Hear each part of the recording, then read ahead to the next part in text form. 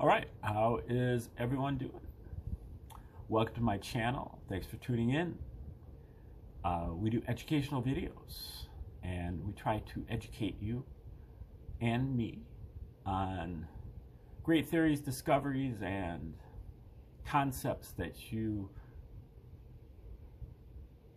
don't know about because they've been suppressed from, from your radar, and are very difficult to access.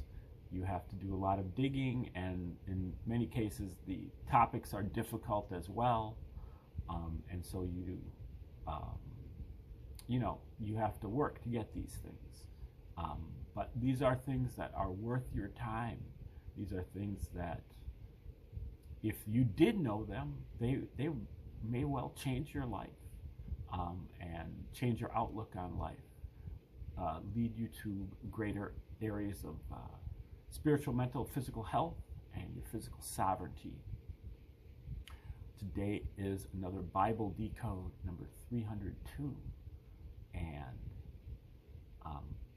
we've looked at various aspects of the Bible, trying to learn how to decode things through the Dead Sea Scrolls, through archaeological, astronomical, astrotheological, sacramental, and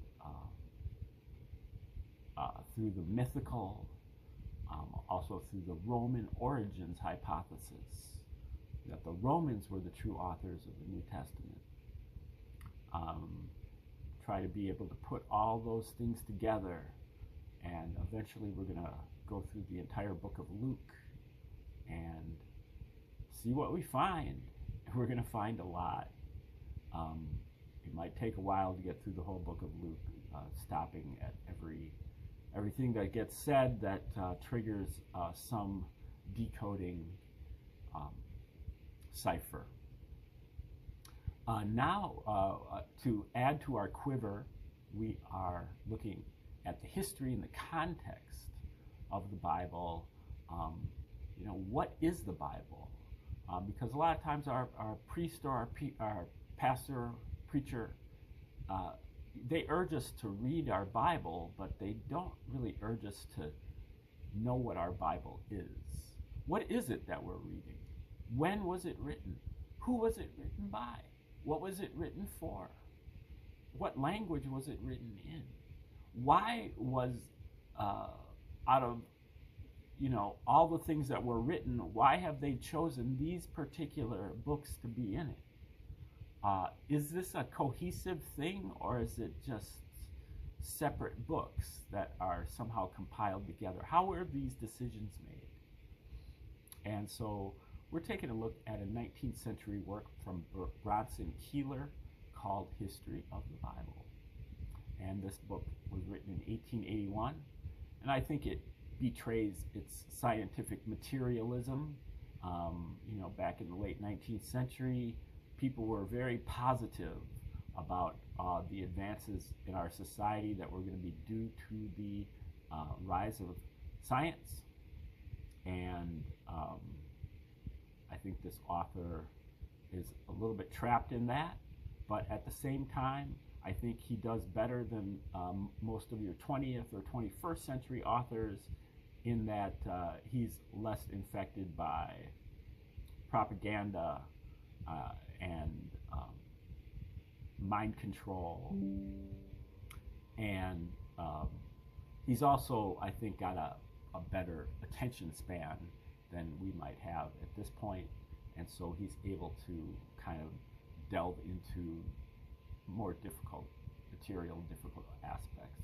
He's raised a lot of important points, and gone through some of these questions that we've asked, so you maybe want to consult some of the earlier videos in this series.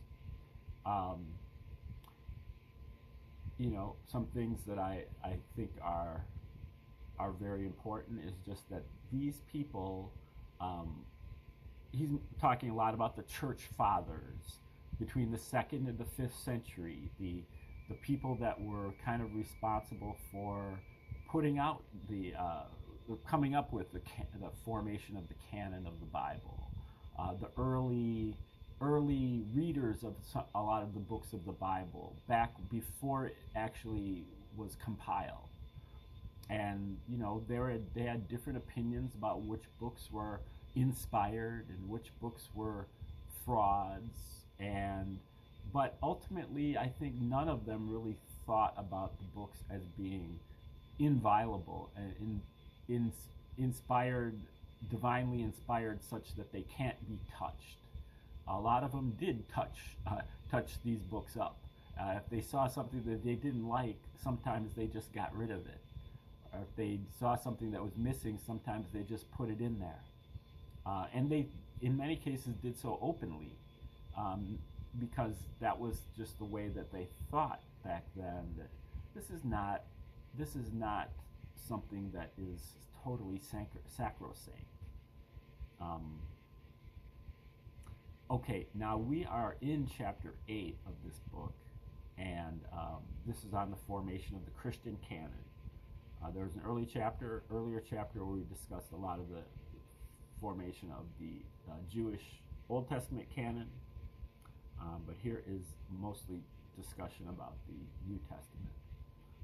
In the early days, books were read in the churches, which were known at the time to be spurious, and which were not in the canon. And finally, they did obtain a place in the Bible. This was the case with 2 Peter. Didymus of Alexandria in the late 4th century says that in his time, that book was accounted spurious and was not in the canon, and that yet it was publicly read. Today, it is not only read in the churches, but is accounted genuine and is in the Bible. And if any modern Orthodox minister, believing as the ancients did that it was spurious, decided to say so, he would not dare do it, since it would unsettle the faith of his congregation.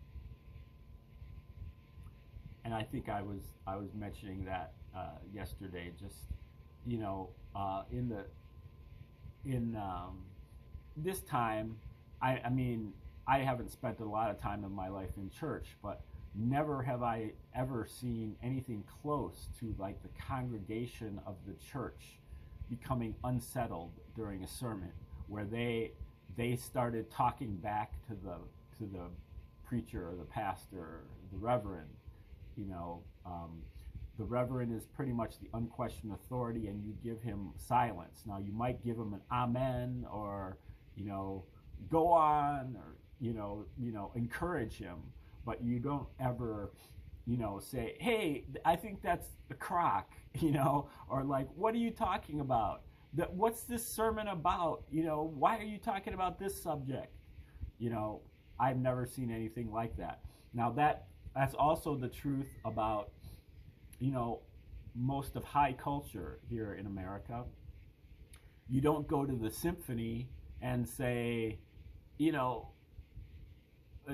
I don't like the way that this is arranged, or, you need to put in some more brass instruments, or something like that. Same thing with going to a play. Now, if you read T.J. Jackson Lear's book called The Highbrow, Lowbrow, you discover that this is not the case in the 19th century. In the 19th century, all the hicks and the peasants and the common people would go out to Shakespearean plays, and they'd be heckling from the audience. There was a true participation going on.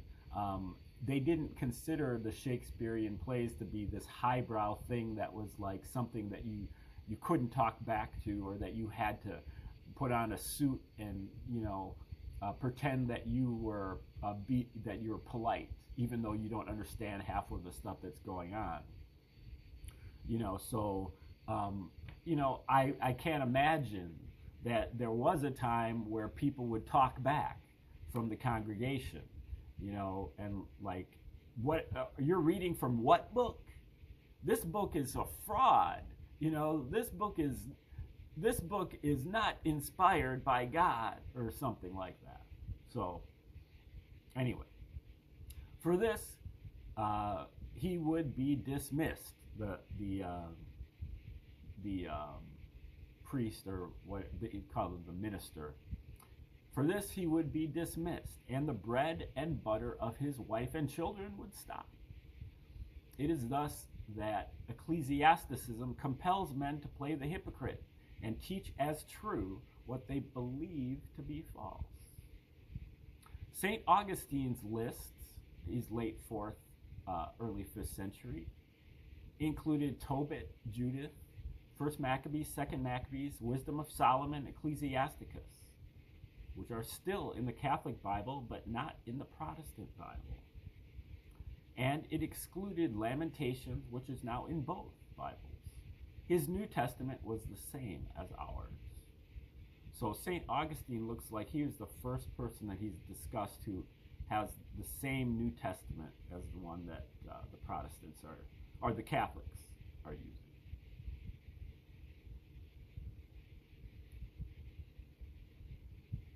Oh, I guess the Protestants too.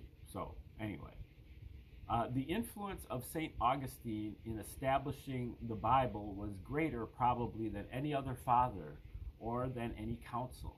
People now attribute to God what was really the work of St. Augustine. While councils decided upon the canon, and their decision became embodied sentiment of the entire church, the expression was really that of but one man, the leader in the council.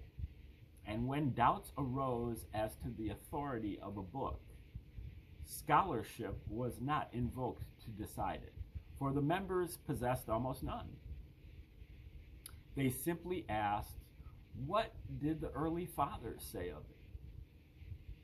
As Professor Davidson says, quote, in relation to the New Testament, the synods which drew up lists of the sacred books show the opinion of some leading father like Augustine, along with what custom had sanctioned.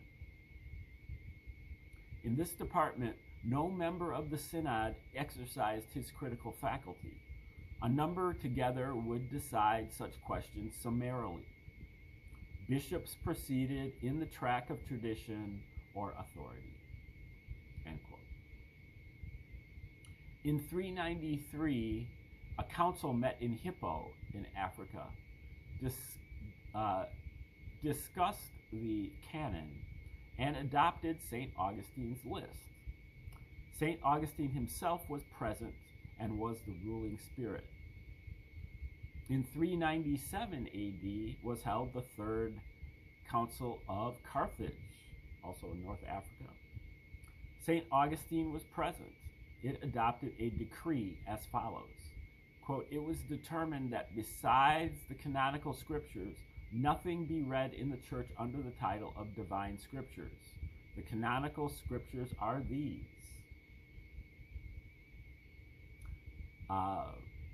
Then follow the names of the books of the Bible as we have them now, except some variations in the order, and except that in the Old Testament list, Lamentations is omitted.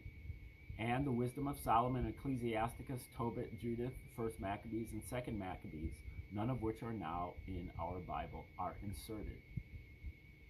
They are in the Catholic Bible. In 419 AD, another council was held at Carthage, and St. Augustine's list again was ratified. The reader would err greatly did he suppose that in these assemblies 100 or 200 gentlemen sat down to discuss quietly and dignifiedly the questions which had come before them for settlement. On the contrary, many of the bishops were ignorant ruffians and were followed by crowds of vicious supporters who stood ready on the slightest excuse to maim and kill their opponents. The most shocking scenes that occur in the ward political conventions in the worst districts of our great cities are as nothing compared with what history tells us was common in these Christian councils. Dr. Philip Schaff says, quote, together with abundant talents, attainments, and virtues, there were gathered also at the councils ignorance, intrigues, and partisan passions, which had already been excited on all sides by long controversies preceding, and now met and arrayed themselves as hostile armies for open combat. Dean Millman, the celebrated historian, says, "It might have been supposed that nowhere would Christianity appear in such commanding majesty as in a council, which should gather from all quarters of the world the most eminent prelates and the most distinguished clergy, that a lofty and serene piety would govern all their proceedings, and profound and dispassionate investigation exhaust every subject, that human passions and interests would stand rebuked before that awful assembly, that the sense of their own dignity as well as the desire of impressing their brethren with the solemnity and earnestness of their belief would at least exclude all intemperance of manner and language. History shows the melancholy reverse. Nowhere is Christianity less attractive, and if we look to the ordinary tone and character of the proceedings, less authoritative than in the councils of the church. It is, in general, a fierce collision of two rival factions, neither of which will yield, each of which is solemnly pledged against conviction. Intrigue, injustice, violence, decisions on authority alone, and that the authority of a turbulent majority. Decisions by wild acclamation rather than by sober inquiry. Detract from the reverence and impugn the judgments, at least of the later councils. The close is almost invariably a terrible anathema, in which it is impossible not to discern the tones of human hatred, of arrogant triumph, of rejoicing at the damnation imprecated against the humiliated adversary. The degeneracy is rapid from the Council of Nicaea to that of Ephesus, where each party came determined to use every means of haste, maneuver, court influence, bribery to crush his adversary, where there was an encouragement of, if not an appeal to, the violence of the populace, to anticipate the decrees of the council, where each had his own tumultuous foreign rabble to back his quarrel, and neither would scruple any means to obtain the ratification of their anathemas through persecution by the civil government.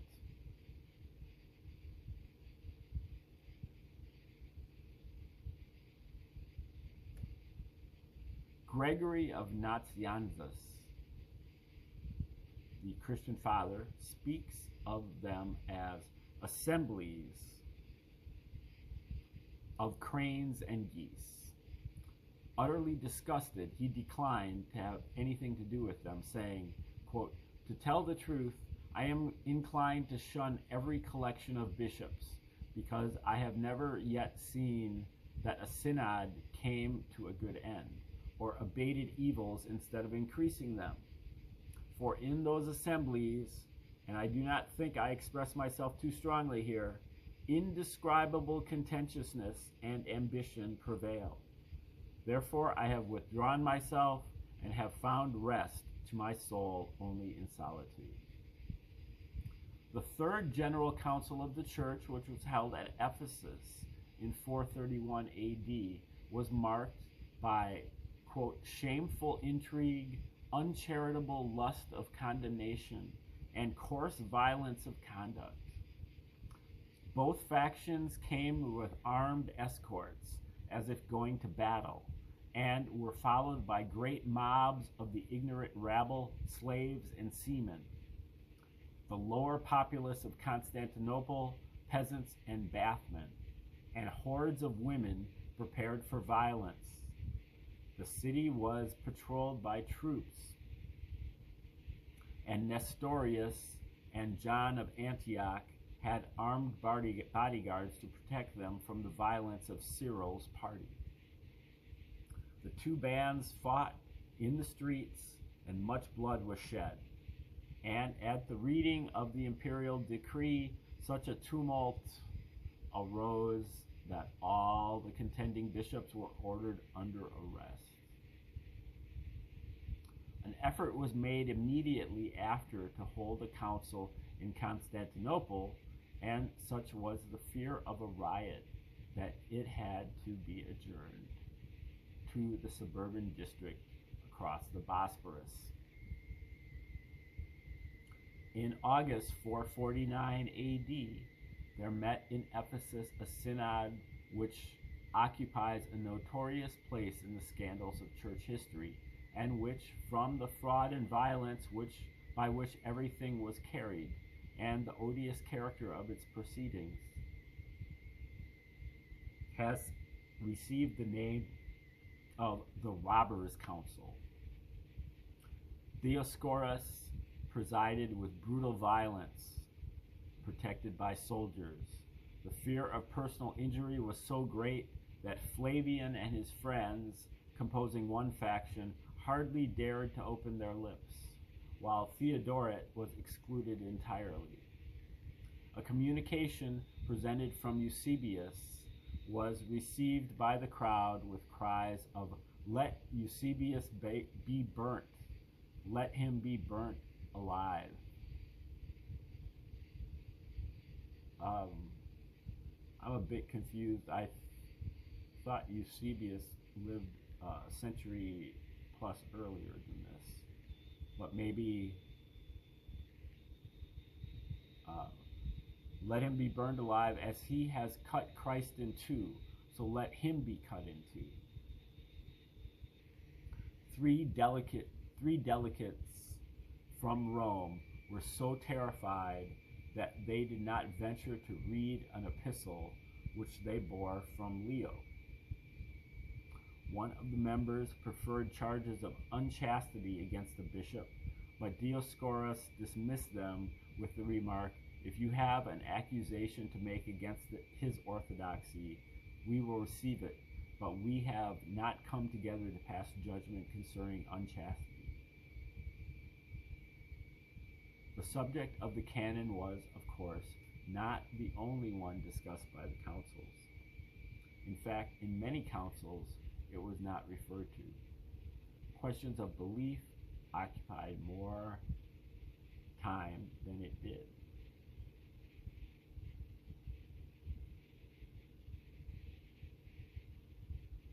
In this council, the problem was, did Christ have two natures after the incarnation? If a man should ask such a question, it would be regarded as the vagary of an unbalanced mind, and hardly compatible with sanity. But the men of that age found it worthy of their most earnest attention.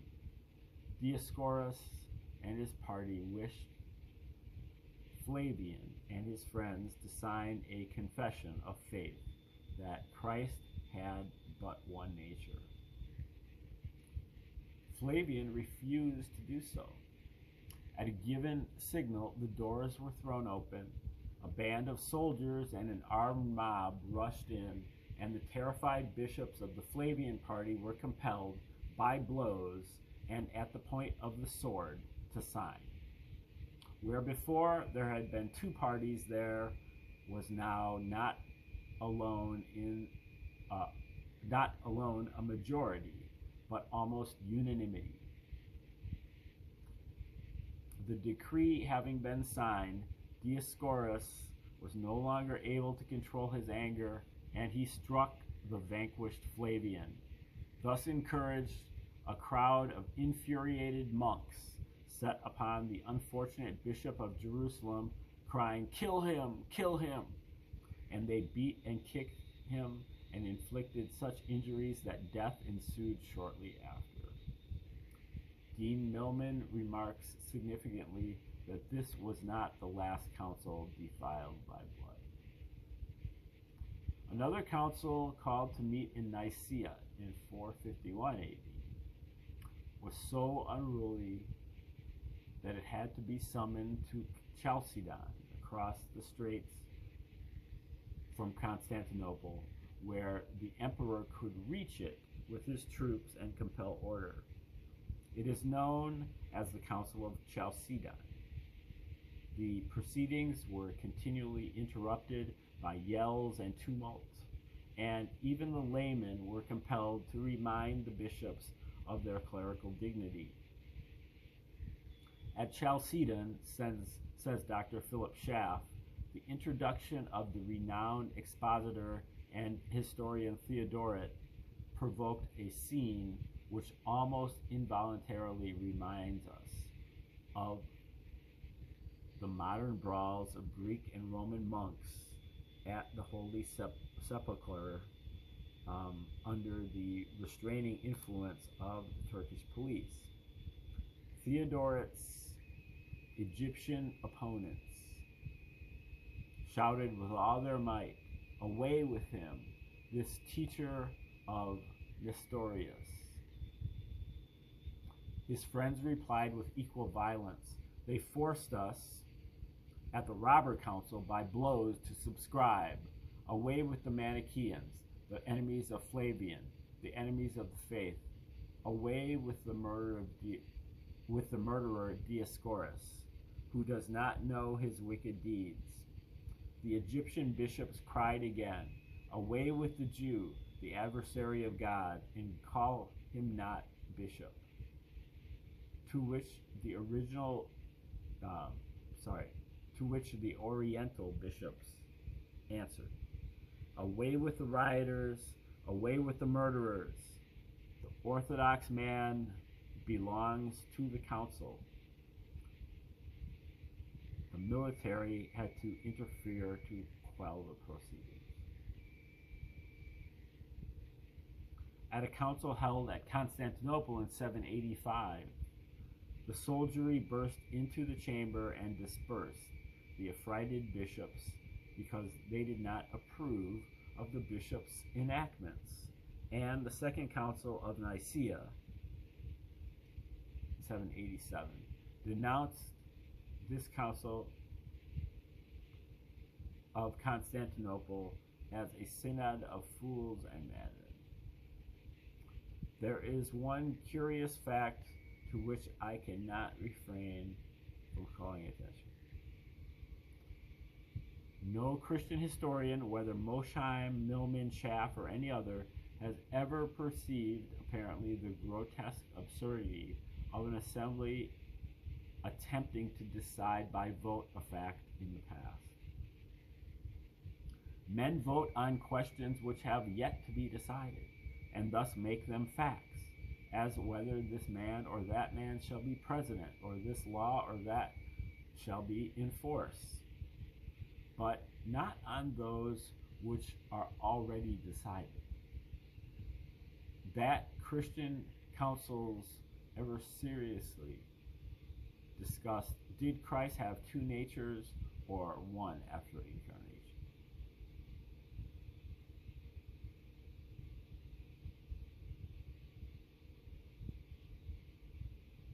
Okay, sorry about that. Did Christ have two natures or one after incarnation? Is of itself almost anomalous. But to say nothing of that, to attempt to decide it by a vote is like trying to decide a vote by a vote whether or not he was crucified. If he had two natures, he had two, and the fact could not be made to depend on a vote taken 500 years afterward. Yet all the great Christian historians discuss such things with the utmost naivete and never for a moment perceive their absurdity. This is only one instance in many which might be cited, wherein these gentlemen almost forfeit the patience of intelligent skeptics. They devote time in all seriousness to simple nonsense and overlook the facts lying all about them, which completely overwhelm the Christian theology with defeat. Having learned the character of the councils let us return to the canon. Jerome, Church Father Jerome, early 5th century, said that Wisdom, Sirach, Judith, Tobit, and the books of Maccabees were not in the Bible. In the New Testament, he included Hebrews and Revelation on the authority of the ancient writers and not of the existing custom, showing that in his time they were frequently rejected.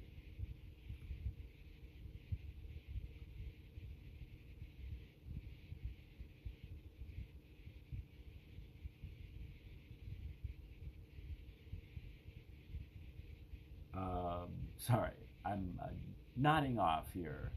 I've been pretty sleep deprived, but I'm trying to hang on, see if I can get to the end of this paragraph here. In the New Testament, he included Hebrews and Revelation on the authority of the ancient writers and not of the existing custom, showing that in his time they were frequently rejected. In another work, he gave the Epistle of Barnabas at the end of a canonical list, and he expresses the doubts in existence as to Philemon, 2 Peter, Jude, 2 John, and 3 John, of which today no doubts are entertained. The first epistle of Clement, which is not now in the Bible, was, he says, read in some churches. His reasons for excluding the apocryphal books of the Old Testament were, quote, both the Syriac and Chaldaic languages testify that there are 22 letters in the Hebrew alphabet. Moreover, there are 5 double letters, whence it is also thought by many that there are 5 double books: Samuel, Kings, Chronicles, Ezra with Nehemiah, and Jeremiah with Lamentations. In the same way, therefore, as there are 22 elements of which we write all Hebrew, which we speak, so there are 22 volumes by which letters, as it were, the beginner is instructed in the doctrine of God. It seems a bit random, but that is Jerome for you. And that will do it for today. We will get on a little bit more with talking about Jerome and some of his Old Testament stuff here coming up next time. So please come back and join us. Meanwhile, you can like, share, subscribe, and comment as you see fit. Hope to see you again next time, and also have a great